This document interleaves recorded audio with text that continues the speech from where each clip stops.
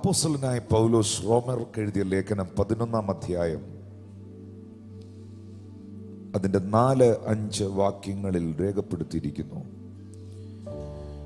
ബാലിന് മുട്ടുകുത്താത്ത 7000 പേരെ ഞാൻ എനിക്കായി ശേഷിപ്പിച്ചിരിക്കുന്നു. അങ്ങനെ ഈ കാലത്തിലും കൃപയാലുള്ള തിരഞ്ഞെടുപ്പിൻ പ്രകാരം ഒരു ശേഷിപ്പുണ്ട്. അങ്ങനെ ഈ കാലത്തിലും കൃപയാലുള്ള തിരഞ്ഞെടുപ്പിൻ പ്രകാരം ഒരു ശേഷിപ്പ് ഉണ്ട്.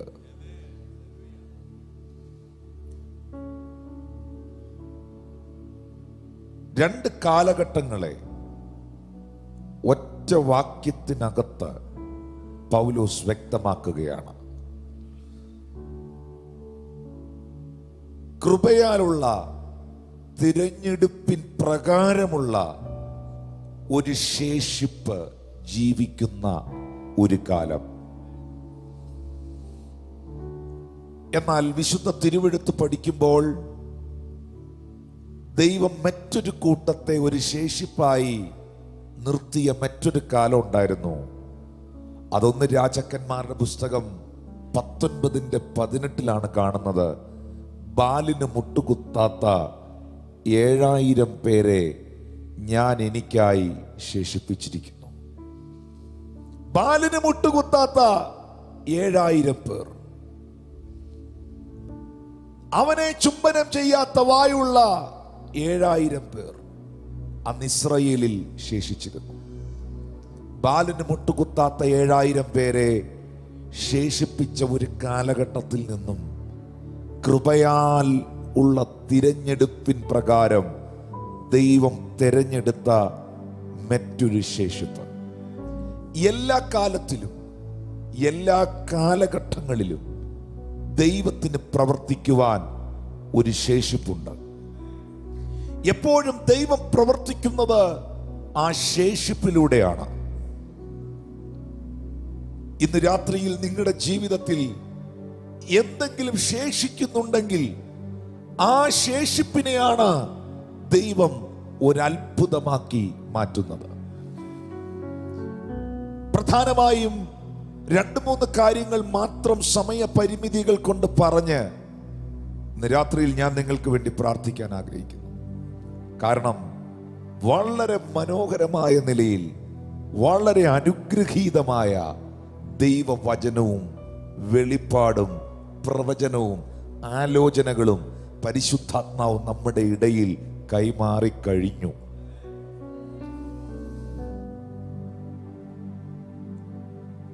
എന്നാൽ ഞാൻ എന്താണെന്ന് രാത്രിയിൽ പ്രസംഗിക്കുന്നതെന്നും കർത്താവ് എനിക്ക് നൽകിയ നിയോഗം എന്തു തന്നെയാണെന്നും കുറച്ച് കഴിയുമ്പോൾ നിങ്ങൾ മനസ്സിലാക്കും. ഞാൻ അതിലേക്ക് വരികയാണ്.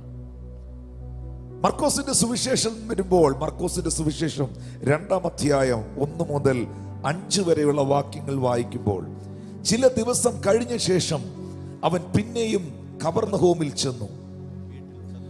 വാതിക്കൽ പോലും നിൽക്കുവാൻ കഴിയാത്ത നിലയിൽ വലിയ പുരുഷാരം ആ വീട്ടിൽ വന്നുകൂടി. 3-ാമത്തെ വാക്യം പറയുന്നു, യേശു തിരുവചനം പ്രസംഗിച്ചുകൊണ്ടിരിക്കുമ്പോൾ 4 ആൾ ഒരു പക്ഷവാതക്കാരനെ ചുമന്ന് അവന്റെ അടുക്കൽ കൊണ്ടുവന്നു. പുരുഷാരം നിമിത്തം അവനോട് സമീപിച്ചു കൂടായികയാൽ അവൻ ഇരുന്ന സ്ഥലത്തിന്റെ മേൽക്കൂര പൊളിച്ചു തുറന്ന് പക്ഷവാതക്കാരനെ കിടക്കയോടെ ഇറക്കി വെച്ചു. യേശു അവനെ ചുമന്നവരുടെ, അവനെ കൊണ്ടുവന്നവരുടെ വിശ്വാസം കണ്ടിട്ട് പക്ഷവാതക്കാരനോട്, മകനെ നിന്റെ പാപങ്ങൾ മോചിച്ചു തന്നിരിക്കുന്നു എന്ന് പറഞ്ഞു. അവൻ സൗഖ്യമായി എഴുന്നേറ്റു. ഇതാ ഒരു തളർവാദ രോഗി, പക്ഷവാതം പിടിച്ചു കിടക്കുന്നവൻ, വർഷങ്ങളായി കിടക്കയിൽ കിടക്കുന്നവൻ, ആരോഗ്യം അവനില്ല, ജോലി ചെയ്യാൻ അവന് കഴിയില്ല, അവനിൽ ബലമില്ല. ആരോഗ്യമില്ലാത്ത കാരണം കൊണ്ടും ബലഹീനനായതുകൊണ്ടും ബന്ധങ്ങൾ പലതും അവന് നഷ്ടപ്പെട്ടിട്ടുണ്ട്. അതറിയണമെങ്കിൽ ജീവിതത്തിൽ പ്രതിസന്ധികൾ വരണം. വാരിയെറിയാൻ പണമുള്ളപ്പോൾ നിനക്കുള്ള സുഹൃത്ത് ബന്ധങ്ങൾ നിന്റെ ദാരിദ്ര്യത്തിൽ ഉണ്ടായി എന്ന് വരില്ല. വിഭവസമൃദ്ധമായ സത്യയും വിഭവങ്ങളും നിന്റെ വീട്ടിൽ വിളമ്പാനുള്ളപ്പോൾ വരുന്ന വിരുന്നുകാർ നിന്റെ ജീവിതത്തിലെ ഞെരുക്കങ്ങളിൽ വന്നെന്ന് വരില്ല. ജീവിതത്തിലെ പ്രതിസന്ധികളുടെ ഒറ്റപ്പെടലുകളുടെ നടുവിലാണ് ശരിക്കും മനസ്സിലാകുന്നത് ബന്ധം എന്താണെന്നും സ്വന്തം എന്താണെന്നും. കരടി വരുമ്പോഴാണ് മനസ്സിലാകുന്നത് മല്ലനെയും മാധേവനെയും. ദീർഘവർഷങ്ങളായി കിടക്കയിൽ തളർന്നു കിടക്കുന്ന ഈ മനുഷ്യനോടുള്ള ബന്ധത്തിൽ ഒത്തിരി ബന്ധങ്ങൾ അവനെ വിട്ടുപോയിട്ടുണ്ട്. പക്ഷെ നിങ്ങൾക്കറിയുമോ, അവനെ ചുമക്കാൻ, അവന് വേണ്ടി ഒരു റിസ്ക് എടുക്കാൻ അവന്റെ ബന്ധങ്ങൾ പലതും അവൻ ഇല്ലാതെ പോയപ്പോഴും പലരും അവനെ മറന്നു കളഞ്ഞപ്പോഴും ദൈവം അവന് വേണ്ടി 4 പേരെ ശേഷിപ്പിച്ചു. ആ 4 വ്യക്തികൾ അവന്റെ ജീവിതത്തിൽ എടുത്ത റിസ്ക് ആണ്. ചെറിയ റിസ്ക് അല്ല. അവനെ ചുമക്കണം. ആ വീട് വരെ അവനെ ചുമന്നുകൊണ്ട് നടക്കണം. ആ വീട്ടിൽ കയറാൻ ഇടമില്ലായകയാൽ വീട്ടുകാരനോട് അനുവാദം ചോദിച്ചോ? എനിക്ക് അറിഞ്ഞൂടാ. അനുവാദം ചോദിച്ചു കാണാം. ആ വീടിന്റെ മുകളിൽ കയറി മേൽക്കൂര പൊളിച്ച് കിടക്കയോടെ കട്ടിലോടെ അവനെ താഴേക്ക് ഇറക്കി വെച്ചു. ഇവരെടുത്ത റിസ്ക് ചെറുതാണോ? അവരെടുത്ത ഉത്തരവാദിത്വം ചെറുതാണോ? ഒരു മനുഷ്യന്റെ ജീവിതത്തിൽ വിടുതലുണ്ടാകാൻ, ഒരു വ്യക്തി സൗഖ്യം പ്രാപിക്കാൻ, ഒരു വ്യക്തിയുടെ ജീവിതത്തിന് വഴിത്തിരിവുണ്ടാകാൻ എന്റെ പല ആവശ്യങ്ങളും തിരക്കുകളും മാറ്റിവെച്ച് ഞാൻ ദൈവസന്നിധിയിൽ വെക്കുന്ന ഒരു സമർപ്പണം ഉണ്ടല്ലോ, ആ സമർപ്പണ പലരുടെയും ജീവിതത്തിന് വിടുതലായി തീരുന്നത്.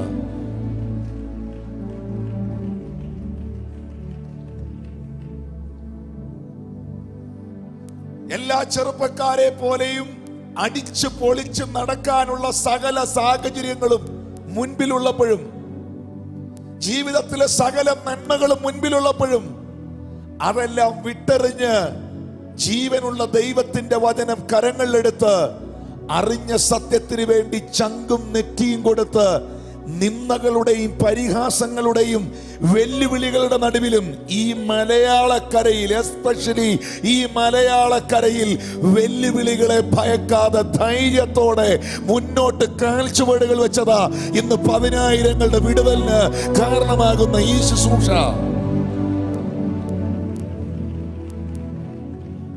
അടുത്തിരിക്കുന്ന ആൾക്ക് കൈ കൊടുത്ത് പറയാമോ, വില കൊടുത്തവർ വിലപ്പെട്ടവരാണ്. വില കൊടുത്തവർ വിലപ്പെട്ടവരാണ്. ഇന്ന് ഇടുക്കിയിൽ ഈ പ്രാർത്ഥന ഇവിടെ നടക്കുമ്പോൾ, ഈ കട്ടപ്പനയിൽ ഈ മീറ്റിംഗ് ഇവിടെ നടക്കുമ്പോൾ ഒരുപക്ഷെ 100 കണക്കിന് ആൾക്കാർ സ്നാനപ്പെടാൻ തീരുമാനിച്ചു കാണാം. ഇന്നലെ രാത്രിയിലും ഇന്നലെ പകലും ഇന്ന് പകലുമായിട്ടൊക്കെ 100 കണക്കിന് രോഗികൾ ഇവിടെ സൗഖ്യം പ്രാപിച്ചു. ഇത് നിങ്ങൾക്കൊരു സത്യം അറിയോ? ഇതിന്റെ പിറകിൽ ഈ ദേശത്തിലെ ഒരുപാട് ദൈവമക്കളുടെ പ്രാർത്ഥനയുണ്ട്. ഈ ദേശത്തിന് വേണ്ടി പ്രാർത്ഥിച്ച ഒരുപാട് ദൈവദാസന്മാരുണ്ട്.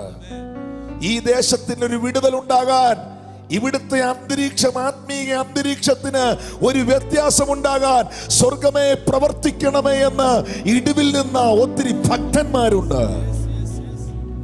അവരുടെയൊക്കെ പ്രാർത്ഥനകളുടെ മറുപടിയാണ് ഇന്ന് രാത്രിയിൽ ഈ മുനിസിപ്പൽ സ്റ്റേഡിയത്തിൽ നടക്കുന്ന ശുശ്രൂഷ. വില കൊടുത്തവർ വിലപ്പെട്ടവരാണ്.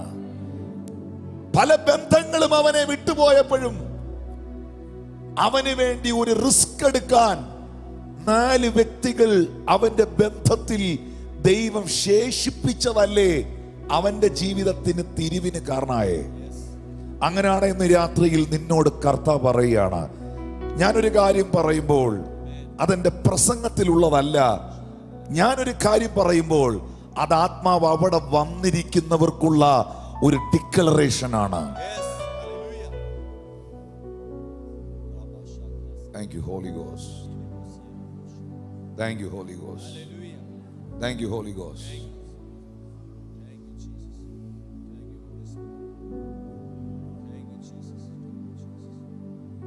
നിന്റെ ജീവിതത്തിൽ എന്തെങ്കിലും നഷ്ടപ്പെട്ട് ആരും നിന്നെ സഹായിക്കാൻ ഇല്ലാതിരിക്കുമ്പോഴും ഇന്ന് രാത്രി കേട്ടതുപോലെ നിനക്ക് വേണ്ടി ദൈവം ഒരു ബർന്നബാസിനെ ശേഷിപ്പിക്കും.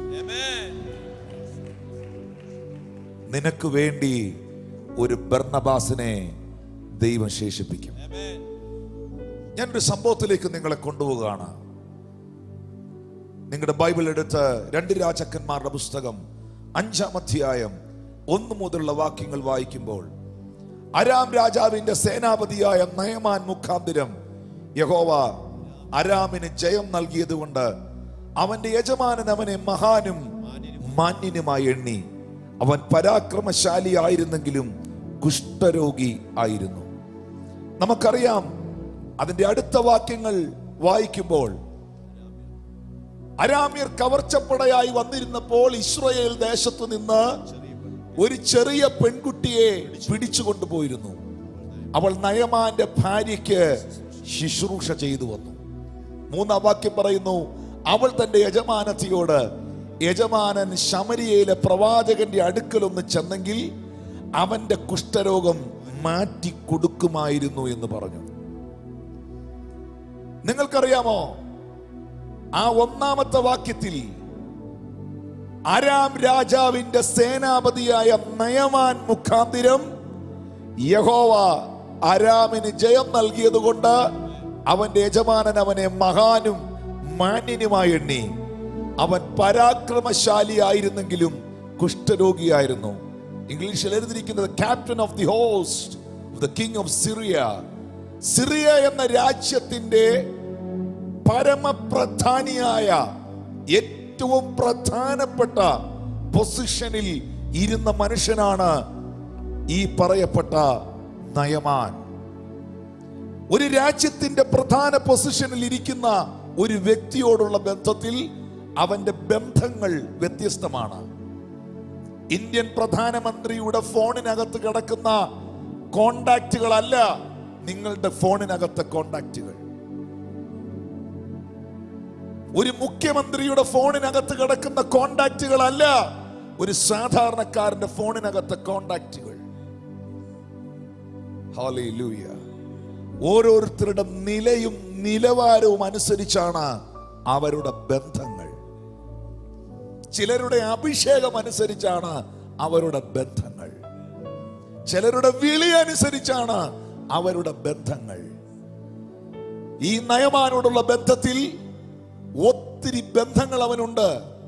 ഒരു സൈന്യത്തിന്റെ, ഒരു ആർമിയുടെ ക്യാപ്റ്റൻ ആയതുകൊണ്ട് എല്ലാ ട്രീറ്റ്മെന്റുകളും ആ രാജ്യം അവന് സൗജന്യമായി കൊടുക്കും. ഏത് ഡോക്ടറെയും അവന് കാണാം, ഏത് ഹോസ്പിറ്റലിലും കയറി ചെല്ലാം, എന്ത് ട്രീറ്റ്മെന്റും എടുക്കാം. അവൻ പരാക്രമശാലിയും ശക്തനുമായിരുന്നു. പക്ഷേ അവന്റെ പദവികൾക്കോ അവന്റെ അധികാരങ്ങൾക്കോ അവനെ സൗഖ്യമാക്കാൻ കഴിഞ്ഞില്ല. അവന്റെ ഒരു ബന്ധങ്ങൾക്കും അവന് വിടുതൽ കൊടുക്കാൻ കഴിഞ്ഞില്ല. പക്ഷേ അവൻ പ്രതീക്ഷിക്കാത്ത, അവന്റെ മനസ്സിൽ പോലും ചിന്തിക്കാത്ത, ഒരു പക്ഷേ അവന്റെ ജീവിതത്തിൽ അവൻ സ്വപ്നത്തിൽ പോലും കാണാത്ത ഒരു സംഭവം ലൈഫിൽ ഉണ്ടായി. ആ വീട്ടിനകത്ത് ഇസ്രായേലിൽ നിന്ന് അടിമയായി പിടിച്ചുകൊണ്ടുവന്ന ഒരു പെങ്കൊച്ചുണ്ടായിരുന്നു. നയമാന്റെ ഭാര്യയ്ക്ക് ശുശ്രൂഷ ചെയ്തു കൊടുത്ത വേലക്കാരിയായ ഒരു പെങ്കൊച്ച്. ആ പെങ്കൊച്ച് നയമാന്റെ ഭാര്യയോട് പറയുകയാണ്, സഹോദരി, മേഡം, അങ്ങ് ശമരിയയിൽ ഒരു പ്രവാചകനുണ്ട്, അവന്റെ പേര് എലീശ എന്നാണ്. യജമാനനെ എലീശായുടെ അരികിലേക്ക് അയച്ചാൽ യജമാനന് സൗഖ്യം ഉണ്ടാകും. 2 കാര്യങ്ങൾ ഇന്ന് രാത്രിയിൽ ഞാൻ നിങ്ങളെ തിരുവെഴുത്തിലൂടെ അറിയിക്കുകയാണ്. ഒന്ന്, അറിഞ്ഞ സത്യത്തെ, അറിയാവുന്ന കാര്യത്തെ അധികാരിയുടെ മുൻപിലും മറച്ചു വെക്കാതെ അറിയിക്കുന്ന ഒരു പെൺകൊച്ചിനെ നിങ്ങൾക്ക് അവിടെ കാണാം. അവൾ വീട്ടുജോലി ചെയ്യുന്നവളാണ്, അവൾ വേലക്കാരിയാണ്, അവൾക്ക് വലിയ വിദ്യാഭ്യാസം ഇല്ല, അവൾക്ക് ആ വീട്ടിൽ വലിയ അധികാരമില്ല. പക്ഷെ അവൾക്കൊരു കാര്യം അറിയാം, പ്രാർത്ഥിച്ചാൽ സൗഖ്യമുണ്ടാകുമെന്ന്. ഇന്ന് രാത്രി അത് അറിയാവുന്നവർ മാത്രമേ വെയിറ്റ് ചെയ്യാവൂ, കാരണം അതാണ് ഇനി ഇവിടെ സംഭവിക്കാൻ പോകുന്നത്. ഹല്ലേലൂയ. അവൾക്കറിയാം പ്രാർത്ഥിച്ചാൽ അതിനകത്ത് സൗഖ്യം ഉണ്ടാകുമെന്ന്. അവൾക്കറിയാം ദൈവത്തിന്റെ അഭിഷിക്തന്മാർ കൈവച്ചാൽ അതിൽ വിടുതൽ നടക്കുമെന്ന്. അറിഞ്ഞ ഒരു സത്യത്തെ, അറിയാവുന്ന ഒരു വെളിപ്പാടിനെ, അറിയാവുന്ന ഒരു അനുഭവത്തെ വലിയ അമ്മാമയാണെന്നോ അച്ചായനാണെന്നോ നോക്കാതെ, കൊട്ടാരം കണ്ടപ്പം ദൂത് മാറ്റി പിടിക്കാതെ, ഉള്ള കാര്യം ഉള്ളതുപോലെ മുഖത്ത് നോക്കി പറഞ്ഞ ആ പെങ്കൊച്ചല്ലേ ഒരു രാജ്യം മുഴുവൻ ജീവനുള്ള ഒരു ദൈവമുണ്ടെന്നും അത് യഹോവയാണെന്നും അറിയിക്കാനുള്ളതിന്റെ കാരണം.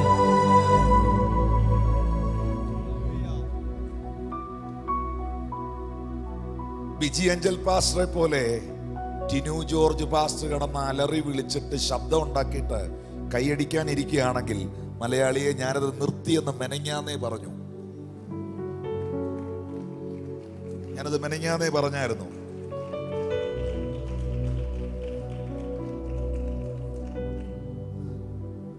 അല്ലെങ്കിൽ മറ്റൊരു കർത്തൃദാസനെ പോലെ വളരെ സ്ട്രെസ് എടുത്ത് എഫോർട്ട് എടുത്ത് ഞാൻ എന്താ അങ്ങനെ പറയുന്ന വെച്ചാൽ, അങ്ങനെ ഒത്തിരി പ്രസംഗിച്ച് എൻ്റെ വോക്കൽ കോഡ് വരെ അടിച്ചു പോയതാ. പക്ഷെ മലയാളി രക്ഷപ്പെട്ടില്ല.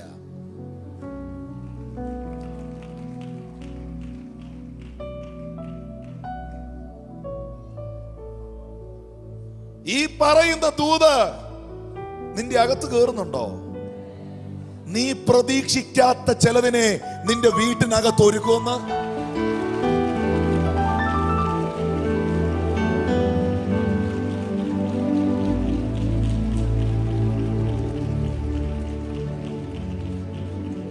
നയമാന്റെ ജീവിതത്തിൽ അവൻ ചിന്തിച്ചതാണോ?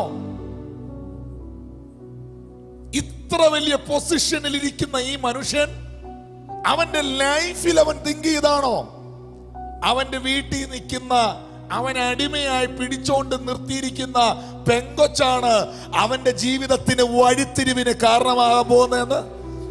ഇന്ന് രാത്രിയിൽ ഇവിടെ ഇരിക്കുന്ന ചിലരോട് ഞാൻ വിരൽ ചൂണ്ടി ഒരപ്പോസ്തോലിക അധികാരത്തിൽ നിന്നുകൊണ്ട് പറയുകയാണ്, നിന്റെ കുടുംബക്കാരും നാട്ടുകാരും വീട്ടുകാരും ഇതുവരെ ചിന്തിച്ചിട്ട് പോലുമില്ലാത്ത തിരിവുകൾ നിന്റെ ജീവിതത്തിൽ പരിശുദ്ധാത്മാവ് ഇന്ന് രാത്രി കൊണ്ടുവരും. അത് വിശ്വസിക്കുന്നവർ ഇതിനകത്തുണ്ടെങ്കിൽ അവർ കർത്താവിന് നന്ദി പറ. നിന്റെ ജീവിതത്തിൽ നീ ചിന്തിച്ചിട്ടില്ലാത്ത തിരിവുകൾ,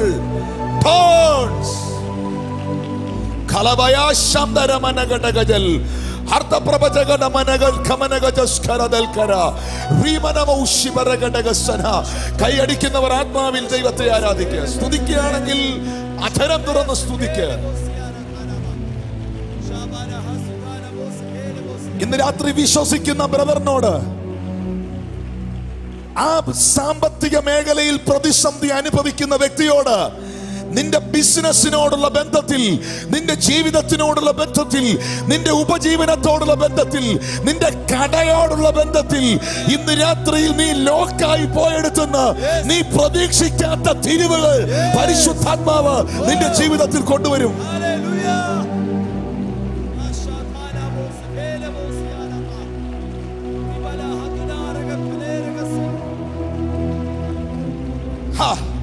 നിനക്ക് വിദ്യാഭ്യാസം കണ്ടെന്ന് വരില്ല, മറ്റുള്ളവരെ പോലെ തലയെടുപ്പുണ്ടായെന്ന് വരില്ല, മറ്റുള്ളവരോടൊപ്പം നിൽക്കാൻ പദവിയോ പണമോ ഇല്ലായിരിക്കാം. പക്ഷേ നിന്റെ അകത്ത് കത്തിയ വെളിപ്പാട്, നിന്റെ അകത്ത് കത്തിയ വചനം, നിന്റെ അകത്ത് നീ അറിഞ്ഞ സത്യം അരമന നോക്കാതെ, വ്യക്തിയുടെ മുഖം നോക്കാതെ ഇന്ന് രാത്രി പറയാൻ തയ്യാറായാൽ ഇടുക്കി പട്ടണത്തെ നിന്റെ കൈകളിൽ ചുരുക്കാൻ എന്റെ ദൈവത്തിന് കഴിയും.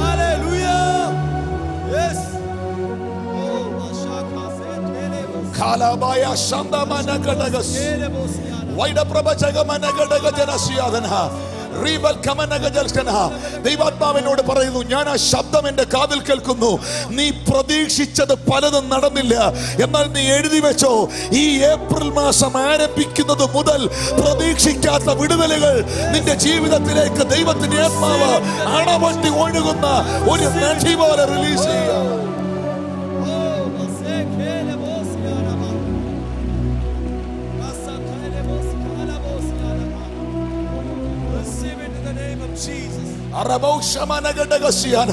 നിന്റെ ശുശ്രൂഷകൾക്ക് വേണ്ടി ദൈവം ചിലതിനെ ഒരുക്കുകയാണ്.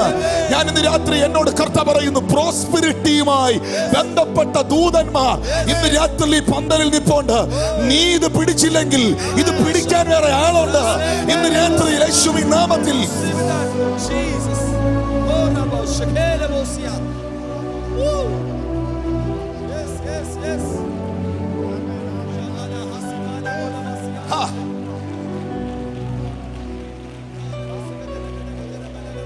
സിറിയ എന്ന രാജ്യത്തിന്റെ ഈ പ്രഥമ മനുഷ്യൻ ആ പട്ടണത്തിൽ തന്റെ രാജ്യത്തിൽ ഡിക്ലെയർ ചെയ്തില്ലേ, ഇസ്രായേലിലെ യഹോവയല്ലാതെ വേറൊരു ദൈവം ഇല്ല.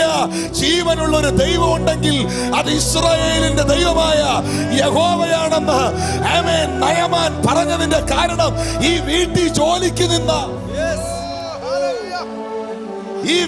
ജോലിക്ക് നിന്ന ആ വിദ്യാഭ്യാസം ഇല്ലെന്ന് പറഞ്ഞ അടിമയായി പിടിച്ചോണ്ട് നിർത്തിയ ആ പെങ്കൊച്ചു കാരണമല്ലേ ഇന്ന് രാത്രിയിൽ സഹോദര സഹോദരി രാജ്യത്തിന്റെ ശബ്ദമാക്കി ദൈവത്തിന് നിന്നെ മാറ്റാൻ കഴിയും. Receive it in the name of Jesus.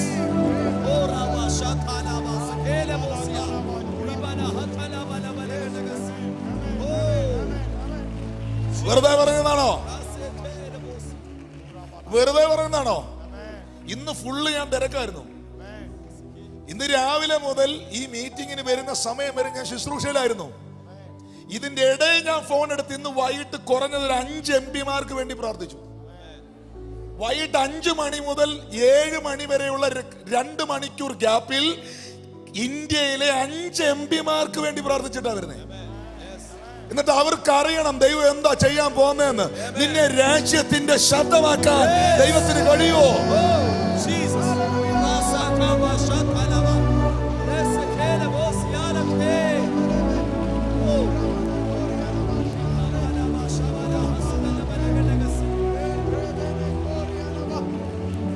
വീട്ടിൽ ജോലിക്ക് നിന്ന ഒരു പെങ്കൊച്ചിനെ സിറിയ എന്ന രാജ്യത്തിന്റെ സൈന്യാധിപന്റെ സൗഖ്യത്തിനായി ദൈവം ഉപയോഗിച്ചു.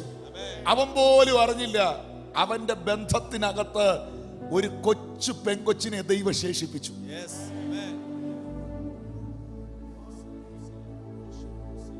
പക്ഷപാതക്കാരൻ സൗഖ്യമാകാൻ അവന്റെ ബന്ധങ്ങൾക്കകത്ത് 4 കൂട്ടുകാരെ, അവരെടുത്ത റിസ്ക് ചെറുതല്ല, 4 കൂട്ടുകാരെ ദൈവം ശേഷിപ്പിച്ചു.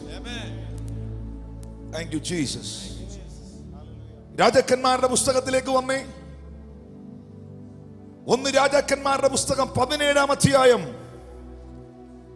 12, 13, 14 വാക്യങ്ങൾ വായിക്കുമ്പോൾ വേദപുസ്തകം പറയുകയാണ്, ഇതാ പ്രവാചകനായ എലിയാവ് സരഫത്തിലെത്തുന്നു. സാരാപത്തിന്റെ പട്ടണവാതിക്കൽ എത്തിയപ്പോ അവിടെ ഒരു വിധവ വിറക് വെറുക്കുകയായിരുന്നു. ഉടനെ ഏലിയാവ് എന്ന പ്രവാചകൻ അവളോട് ചോദിക്കുന്നു, എനിക്ക് ദാഹിക്കുകയാണ്, എനിക്ക് കുടിക്കാൻ അല്പം വെള്ളം തരുമോ? അവൾ വെള്ളം എടുക്കാൻ തിരിയുമ്പോ ഏലിയാവ് പറയാണ്, സിസ്റ്റർ എന്തായാലും വെള്ളം എടുക്കാൻ പോവല്ലേ, 2 അപ്പവും കൂടെ ചുട്ടോണ്ട് വരുമോ? ഉടനെ അവൾ മറുപടി പറയുകയാണ്, യജമാനനാണ്, ഇതാ ഞാൻ ഒരു പിടി മാവും അല്പമെണ്ണയും 2 വിറകുമല്ലാതെ മറ്റൊന്നും ഇല്ല. 1 പിടി മാവ്, അല്പ എണ്ണ, 2 വിറക്. തമ്പുരാൻ പറയുന്നു, അതുണ്ടോ? അത്രയെങ്കിലും ശേഷിക്കുന്നുണ്ടോ? കൊണ്ടുവാ. കൊണ്ടുവാ. ക്ഷാമകാലത്തും നിന്നെ ക്ഷേമമായി പോറ്റാൻ ആ ഒരു പിടി മാവിൽ നിന്നും അല്പം എണ്ണയെന്നും 2 വിറകിൽ നിന്നും ചരിത്രത്തെ തിരിക്കാൻ എനിക്ക് കഴിയും. ഇനി മറ്റൊരാലോചനയും കൂടെ ഞാൻ അതിൽ പറയുക. ഇതൊരു ഡിക്ലറേഷനാ. ഇത് നിങ്ങൾ എടുത്തില്ലെങ്കിൽ അത് അബ്സല്യൂട്ട്ലി എനിക്കുള്ളതാ. ഹല്ലേലൂയ. അവൾ പറയുന്നു ഒരു പിടി മാവ്, അല്പം എണ്ണ, 2 വിറക്. അവളുടെ ലിമിറ്റേഷനാണ് അവൾ പറയുന്നത്. അവളുടെ പരിമിതിയാണ് പറയുന്നത്. ഞാനൊരു പരിമിതിക്കകത്ത് നിൽക്കുന്നവളാണ്. ഒരു പിടി മാവ്, അല്പം എണ്ണ, 2 വിറക്. ദൈവം തന്റെ അഭിഷിക്തനെ അവളുടെ അരികിലേക്ക് അയച്ചത് ഈ പരിമിതിയെ പൊളിക്കാൻ വേണ്ടിയാണ്. ഇന്ന് രാത്രിയിൽ ഈ പട്ടണത്തിന്റെ മേളിൽ നിൽക്കുന്ന സകല പരിമിതികളും, നിന്റെ ശുശ്രൂഷയുടെ മേൽ നിൽക്കുന്ന സകല പരിമിതികളും, നിന്റെ സാമ്പത്തികത്തിന്റെ മേൽ നിൽക്കുന്ന സകല പരിമിതികളും, പിശാച് നിനക്ക് വെച്ച സകല പരിമിതികളും യേശുവിൻ നാമത്തിൽ ഇന്ന് രാത്രി പൊട്ടിമാറട്ടെ. സ്വീകരിക്കുന്നവർ സ്വീകരിക്കട്ടെ. ഭയങ്കര ദൈവശക്തി ഇതിൽ ചലിക്കട്ടെ. ഉണ്ടോ? ഈ പന്തലിലുണ്ടോ? ജീവിതത്തിൽ എവിടെങ്കിലും ലിമിറ്റേഷൻ അനുഭവിക്കുന്നവരുണ്ടോ? പരിമിതികൾ അനുഭവിക്കുന്നവരുണ്ടോ? പിശാച് നിന്റെ പ്രാർത്ഥനാ ജീവിതത്തിൽ വെച്ച പരിമിതി, നിന്റെ ശുശ്രൂഷയിൽ വെച്ച പരിമിതി, നിന്റെ സാമ്പത്തികത്തിൽ വെച്ച പരിമിതി, നിന്റെ അഭിഷേകത്തിൽ വെച്ച പരിമിതി, നിന്റെ സമാധാനത്തിൽ വെച്ച പരിമിതി, നിന്റെ കുടുംബ ജീവിതത്തിന്റെ സന്തോഷത്തിൽ വെച്ച പരിമിതി, ഇന്ന് രാത്രിയിൽ അഭിഷേകം പൊളിക്കട്ടെ. സ്വീകരിക്കുന്നവർ സ്വീകരിച്ചോ. I break it, all the limitations in the mighty name of Jesus. I cancel it, all the limitations in the name of Jesus. Kalabaya barabausa libre katemono hosa katabaha libre katama hosa kaziara.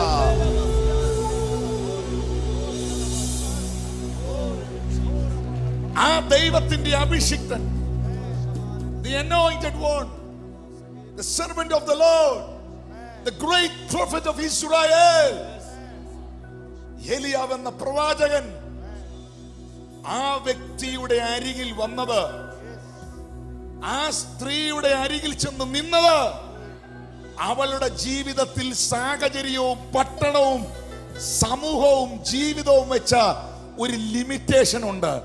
ഒരു പിടി മാവ്, അല്പ എണ്ണ, 2 വിറക്. എന്നും ഒരു പിടി മാവല്ല, എന്നും 2 വിറകല്ല, എന്നും അല്പം എണ്ണയല്ല. The anointing shall break the yokes. Come on, Shalabaradadaba. അഭിഷേകം നിന്റെ സാഹചര്യത്തെ മാറ്റും. ഇന്ന് രാത്രിയിൽ ഈ കട്ടപ്പനയിൽ നടക്കുന്ന മീറ്റിംഗ് ഇവിടുത്തെ സ്പിരിച്വൽ ക്ലൈമറ്റ് മാറ്റുക. സ്പിരിച്വൽ ക്ലൈമറ്റ് മാറ്റുക. ഇവിടുത്തെ spiritual climate, all the spiritual climate, it is changing out in the name of Jesus.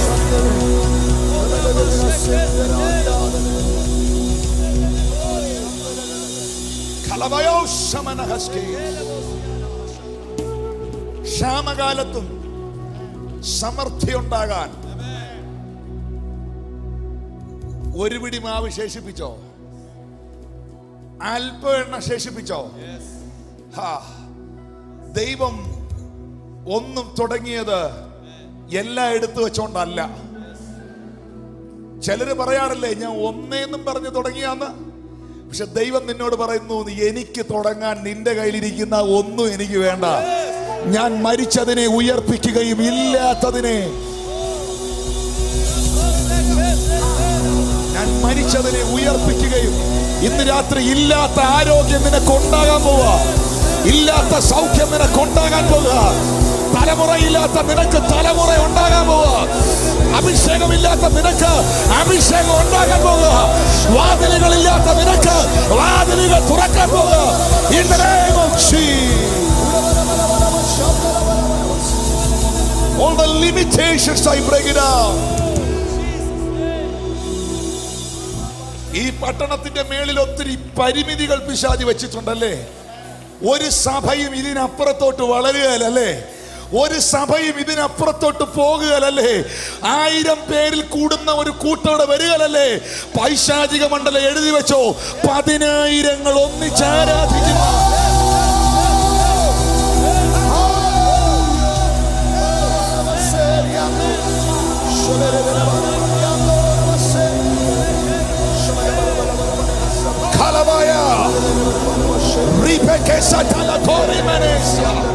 In the name of Jesus.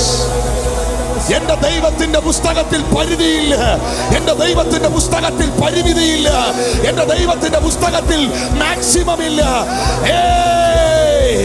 അവന് ഫെൻസുകളില്ല, അവന് മതിലുകളില്ല. യേശുവിന്റെ നാമത്തിൽ അവൻ സകലത്തെയും ഉളവാക്കുന്ന ദൈവം.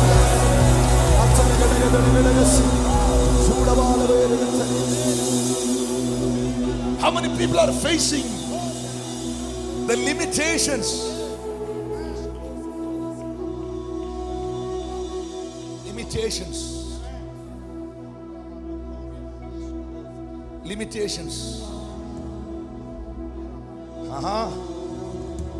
ഈ പഞ്ചായത്ത് വിട്ട് നിനക്ക് വേറെ എങ്ങും ശുശ്രൂഷയുടെ വാതിലില്ലല്ലേ. കേരളം വിട്ട് നീ എങ്ങും പോയിട്ടില്ലല്ലേ.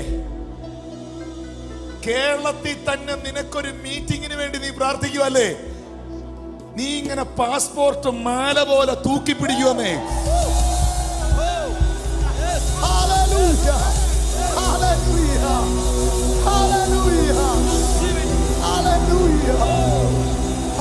വിസ അടിച്ച് പേജ് തീരും, വിസ അടിച്ച് പേജ് തീരും.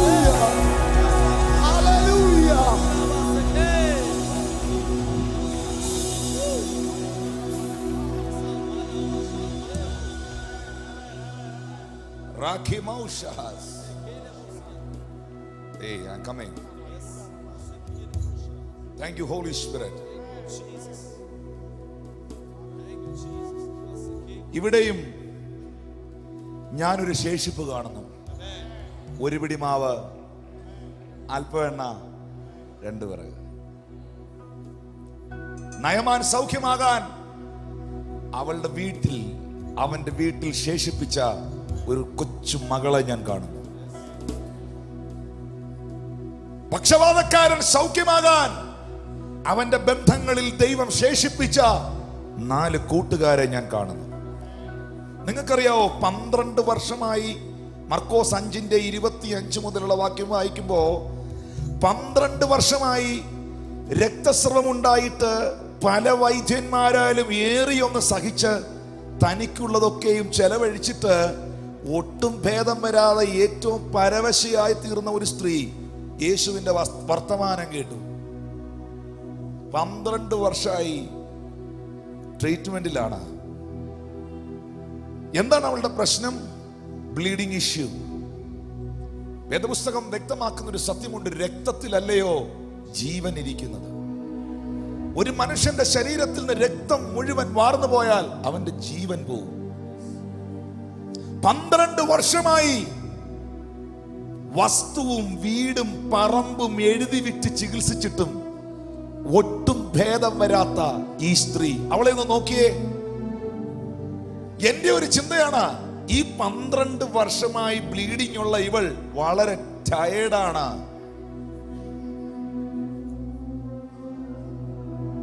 ചുമ്മാ ഇരുന്ന് കേൾക്കരുത്, ശരിയാണെങ്കിൽ സമ്മതിക്കണം. 12 വർഷമായി, 12 ദിവസമല്ല, 12 മണിക്കൂറല്ല, 12 മിനിറ്റ് അല്ല, 12 വർഷം രക്തം ആവിക്കൊണ്ടിരിക്കുന്ന ബ്ലഡ്. അവൾ വളരെ ക്ഷീണിതയാണ്. എന്റെ ചിന്തയിൽ അവളുടെ ആരോഗ്യം ക്ഷയിച്ചിട്ടുണ്ട്. അവളുടെ മാനസിക നിലവാരങ്ങൾ ഇടിഞ്ഞു പോയിട്ടുണ്ട്. അവൾക്കൊരു നല്ല ലൈഫ് ഉണ്ടെന്ന് എനിക്ക് തോന്നുന്നില്ല. ജീവിതത്തിലെ പ്രതീക്ഷ മുഴുവൻ പോയവളാണ്. എണ്ണീറ്റ് നിൽക്കാനുള്ള കെൽപ്പ് ഒരുപക്ഷെ അവൾക്കുണ്ടായെന്ന് വരില്ല. എന്നാൽ യേശു കർത്താവ് പട്ടണത്തിൽ വന്നപ്പോ ഇത്രയും വലിയ പുരുഷാരത്തിന്റെ ഇടയിലൂടെ, തിക്കുകളുടെയും തിരക്കുകളുടെയും ഇടയിലൂടെ തിക്കുന്നവരെയും തിരക്കുന്നവരെയും വകഞ്ഞു മാറ്റി അതിനകത്തൂടെ കയറി ചെന്ന് അവന്റെ വസ്ത്രത്തിന്റെ തൊങ്കലെ തൊടാനൊരാരോഗ്യം എന്റെ ദൈവം അവളിൽ ബാക്കി വെച്ചിരുന്നു. എന്റെ ദൈവം അവളിൽ ശേഷിപ്പിച്ചിരുന്നു. അങ്ങനെ ഒരു ആരോഗ്യം അവളിൽ ശേഷിപ്പിച്ചത് കൊണ്ടല്ലേ അവൾ സൗഖ്യമായി.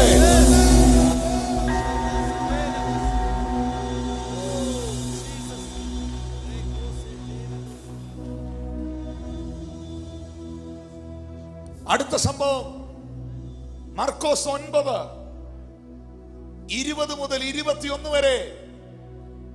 യേശു ചോദിക്കുന്നു, ഇത് സംഭവിച്ചിട്ട് എത്ര കാലമായി എന്ന് അപ്പനോട് ചോദിച്ചതിന് ചെറുപ്പം മുതൽ തന്നെ അതവനെ നശിപ്പിക്കേണ്ടതിന് പലപ്പോഴും തീയിലും വെള്ളത്തിലും പലപ്പോഴും തീയിലും വെള്ളത്തിലും പലപ്പോഴും തീയിലും വെള്ളത്തിലും തള്ളിയിട്ടിട്ടുണ്ട്.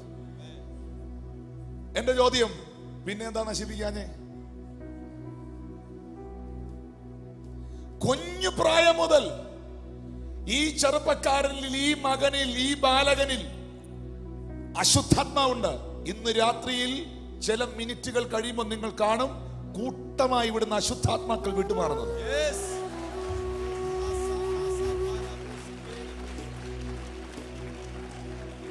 കുഞ്ഞു പ്രായം മുതൽ അവനിൽ അശുദ്ധാത്മാക്കളുണ്ട്. ആ അശുദ്ധാത്മാവ്, ആ ദുരാത്മാവ് തീ കാണുമ്പോൾ തീ തള്ളിയിടും, വെള്ളത്തിനടുത്ത് ചെല്ലുമ്പോൾ വെള്ളത്തിൽ തള്ളിയിടും.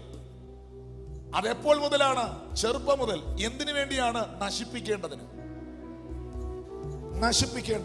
നിന്നെ നശിപ്പിക്കാൻ വേണ്ടി ഇത്രയും വർഷങ്ങളായി പിശാചി പണി മുഴുവൻ പണിഞ്ഞിട്ടും നിനക്കെന്തേ ഒന്നും പറ്റാഞ്ഞെന്ന് ചോദിച്ചാൽ ഒറ്റ മറുപടി ഉള്ളൂ, സാക്ഷിയാക്കാനാണ്.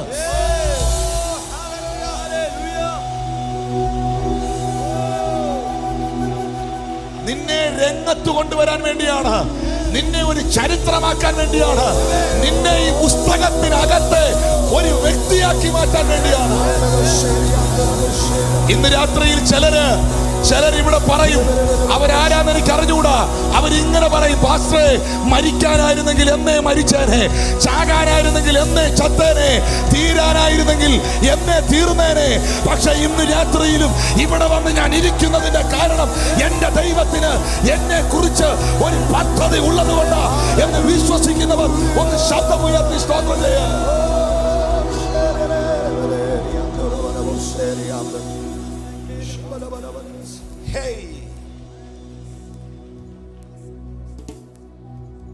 പലപ്പോഴും തീയിലും വെള്ളത്തിലും തള്ളിയിട്ടെങ്കിലും എന്താണ് വെള്ളത്തിന്റെ പ്രത്യേകത? പിശാച് തരുന്ന അനുഭവങ്ങളാണത്. പിശാച് തരുന്ന അനുഭവങ്ങളാണ് പറഞ്ഞിരിക്കുന്നത്. എന്താണ് അനുഭവം? തീയുടെ അനുഭവം. പൊള്ളിക്കുകയാണ്, ചൂടുപിടിപ്പിക്കുകയാണ്, മനസ്സിന് ചൂടുപിടിപ്പിക്കുകയാണ്, വെപ്രാളം കയറുകയാണ്. വെള്ളത്തിന്റെ അനുഭവം എന്താണ്? സഫോക്കേഷൻ, ശ്വാസം മുട്ടിക്കുകയാണ്. ചിലർ ഇന്ന് രാത്രി ഇവിടുന്ന് പറയുന്നില്ലേ വീർപ്പ് മുട്ടുകയാണെന്ന്? അതല്ല, ഇന്ന് രാത്രി ഇറങ്ങിപ്പോവും. ഈ ഓൺലൈനിൽ കാണുന്ന നിന്റെ ലൈഫിനെ, നിന്റെ വീട്ടിനകത്ത് വീർപ്പ് മുട്ടിച്ചോണ്ടിരിക്കുന്ന, സഫോക്കേറ്റ് ചെയ്തുകൊണ്ടിരിക്കുന്ന ശക്തികൾ യേശുവിൻ നാമത്തിൽ ഇന്ന് രാത്രി വിട്ടുപോകും.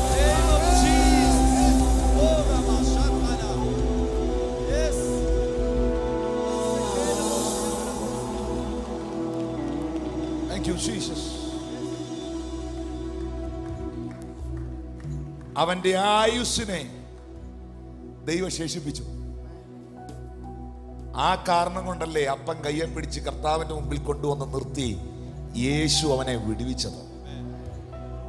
അപ്പോ ആയുസ്സിനെ ശേഷിപ്പിച്ചു. 4 കൂട്ടുകാരെ ശേഷിപ്പിച്ചു. ഒരു രാജ്യം, ജീവനുള്ള ദൈവം യഹോവയാണെന്ന് തിരിച്ചറിയേണ്ടതിന് വീട്ടിൽ നിൽക്കുന്ന ഒരു വേലക്കാരി പെങ്കൊച്ചിനെ ശേഷിപ്പിച്ചു. മരിച്ചു പോകേണ്ട, ആത്മഹത്യ ചെയ്യേണ്ട സെറഫത്തിലെ വിധവയും പൈതലിനെയും വിടുവിക്കാൻ ഒരു പിടി മാവും അല്പമെണ്ണയും ശേഷിപ്പിച്ചു. യോബിന്റെ പുസ്തകം 2-ാം അധ്യായം 6-ാം വാക്യത്തിലേക്ക് വരുമ്പോൾ ജോബിനെ പരീക്ഷിക്കാൻ സാത്താൻ സ്വർഗത്തിൽ വന്ന് നിൽക്കുകയാണ്. യോബിന്റെ പുസ്തകം 2:6 യഹോവ സാത്താനോട് പറയുന്ന ഒരു വാക്കുണ്ട്, ഇതാ അവൻ നിന്റെ കയ്യിലിരിക്കുന്നു, പക്ഷേ അവന്റെ പ്രാണനെ മാത്രം തുടരുത്. അവന്റെ ആടിനെയോ കാളയോ വീടോ വസ്തുവോ എന്നാ വേണേലും നീ എടുത്തോ, പക്ഷെ അവന്റെ പ്രാണനെ ശേഷിപ്പിക്കണം. കാരണം നീ ശേഷിപ്പിക്കുന്ന ആ പ്രാണനില്ലേ, ആ പ്രാണൻ അവിടെ കിടന്നാ മതി, അവിടുന്ന് ഞാൻ തുടങ്ങും.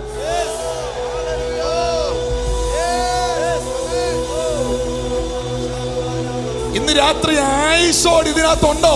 ഉണ്ടെങ്കിൽ എഴുതി വെച്ചോ, അനുഗ്രഹിക്കപ്പെടും.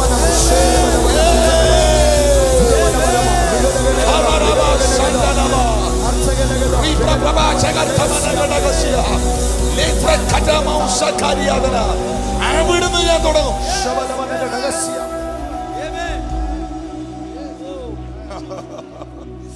ആയുസിനെ ശേഷിപ്പിച്ചു, ആയുസിനെ ശേഷിപ്പിച്ചു. കർത്താവിന് വർധനവ് കൊണ്ടുവരാൻ ആ കൊടുങ്കാട്ടിനകത്ത് 5 അപ്പവും 2 മീനും ശേഷിപ്പിച്ചു.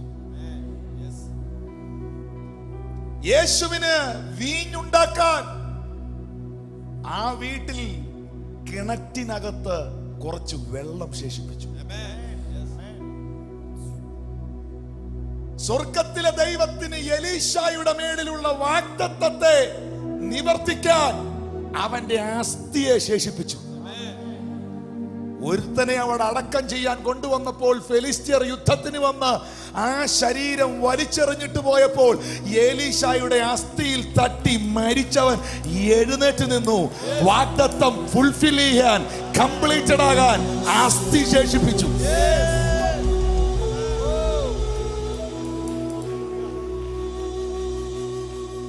എല്ലാത്തിനകത്തും ഞാനൊരു ശേഷിപ്പ് കാണുക. ഇന്ന് രാത്രി അനുഗ്രഹിക്കപ്പെടാൻ, നിന്റെ ജീവിതം നന്മയായി മാറാൻ നിന്നെ ദൈവം ഭൂമിയിൽ ശേഷിപ്പിച്ചു. അങ്ങനെയാണെങ്കിൽ ഈ കാലത്തിലും കൃപയാലുള്ള തിരഞ്ഞെടുപ്പിൻ പ്രകാരം ഒരു ശേഷിപ്പുണ്ട്. അവർക്ക് എഴുന്നേറ്റ് നിൽക്കാം.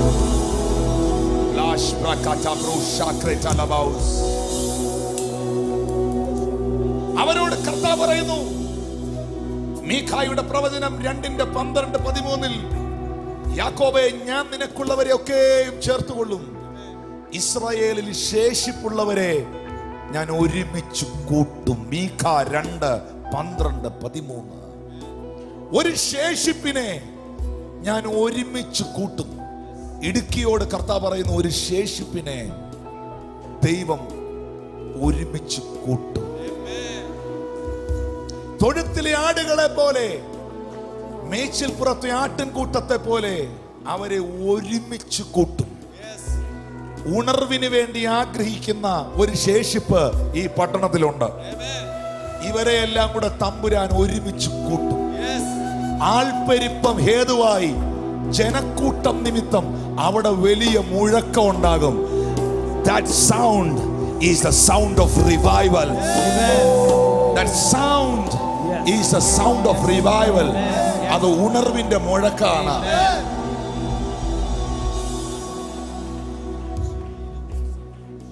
ഞാൻ ഒരിക്കൽ പ്രാർത്ഥിക്കുമ്പോൾ പാസ്റ്റർ വിനോദിനോട് പറഞ്ഞു, ചെറുതോണിക്ക് വേണ്ടി പ്രാർത്ഥിക്കുക, ഇടുക്കിക്ക് വേണ്ടി പ്രാർത്ഥിക്കുക. ഇടുക്കി ഇന്ന് വരെ കണ്ടിട്ടില്ലാത്ത ഫ്ലഡ്, വെള്ളപ്പൊക്കം, അസാധാരണമായ നിലയിൽ, ആർക്കും ഒഴിവില്ലാത്ത നിലയിൽ ഒരു വലിയ പ്രളയം, ഫ്ലഡ് ഇടുക്കിയോടുള്ള ബന്ധത്തിൽ ഒരു രാത്രിയിൽ ഞാൻ ഡ്രീമിൽ കാണുകയാണ്.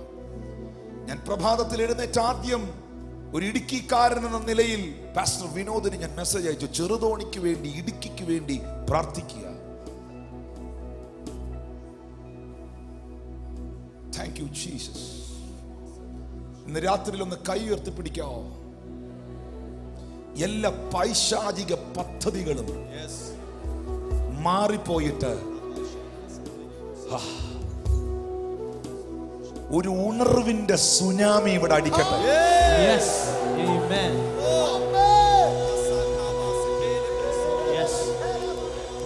Thank you, Jesus.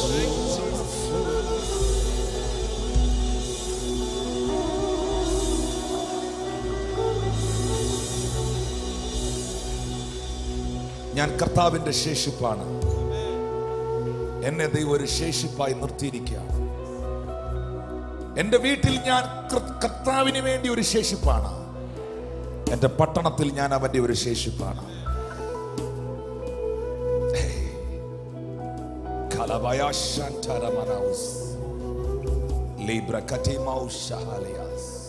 കൈകളെ ഉയർത്താം. അന്യഭാഷയിൽ പ്രാർത്ഥിക്കാൻ തുടങ്ങാം. Praise the Holy Ghost.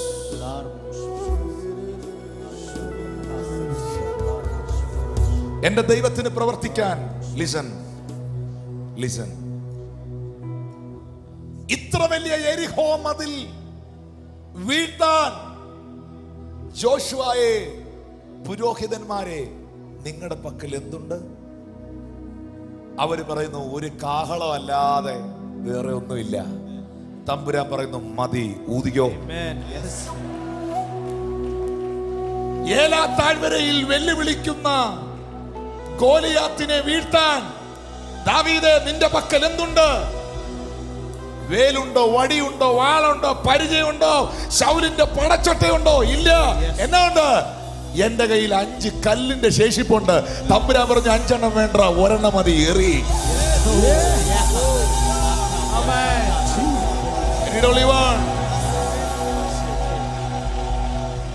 സുന്ദരമെന്ന ദേവാലയ ഗോപുരവാതിൽക്കലിരിക്കുന്ന മുടന്തനെ നടത്താൻ പത്രോസേ, നിന്റെ പക്കൽ എന്തുണ്ട്? പൊന്നുണ്ടോ? ഇല്ല. വെള്ളിയുണ്ടോ? ഇല്ല. പിന്നെന്തോ ഉണ്ട്? എന്റെ അധരത്തിലൊരു നാമമുണ്ട്. തമ്പുരാൻ പറഞ്ഞു, പറയടാ.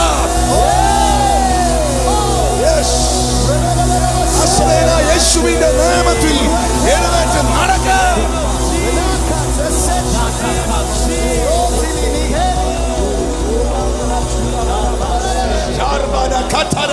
നിന്റെ കയ്യിലുള്ള അല്പത്തെ ദൈവം വർദ്ധിപ്പിക്കാൻ പോവുകയാണ്. നിന്റെ കയ്യിലുള്ള അല്പത്തെ ദൈവം അത്ഭുതമാക്കാൻ പോവുകയാണ്.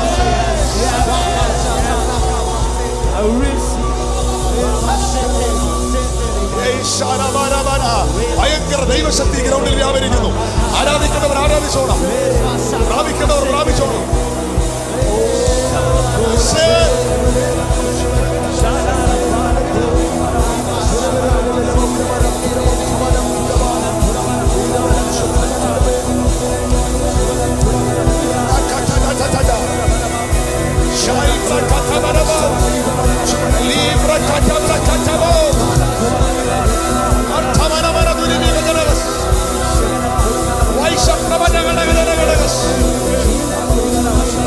നീ ഒരു ശേഷിപ്പാണ്.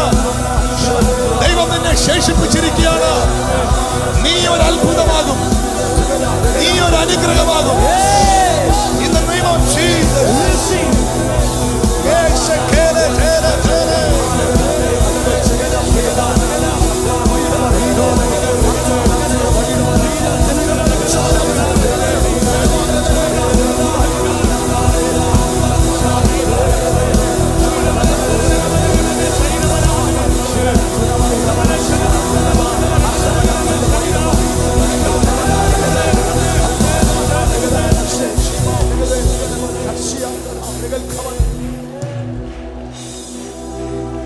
തന്നെ കാത്തിരിക്കുന്നവർക്ക് വേണ്ടി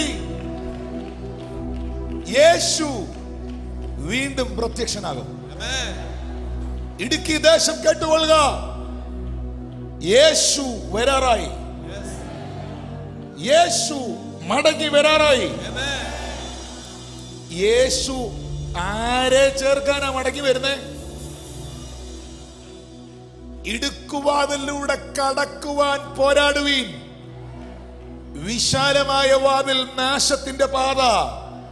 ജീവന്റെ വഴിയോ ഇടുക്കോ ഞെരുക്കോ ഉള്ളത്. കടക്കുന്നവർ ചുരുക്കം. ആ ചുരുക്കത്തെ, ആ ശേഷിപ്പിനെ കൊണ്ടുപോകാനാ വരുന്നേ. ആ ശേഷിപ്പിനെ കൊണ്ടുവരാൻ ഈ കാലത്തിലും കൃപയാലുള്ള തെരഞ്ഞെടുപ്പിൻ പ്രകാരം ഒരു ശേഷിപ്പുണ്ട്.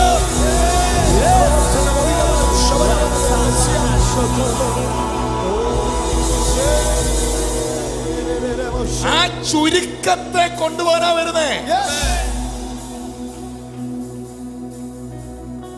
പറയാവോ?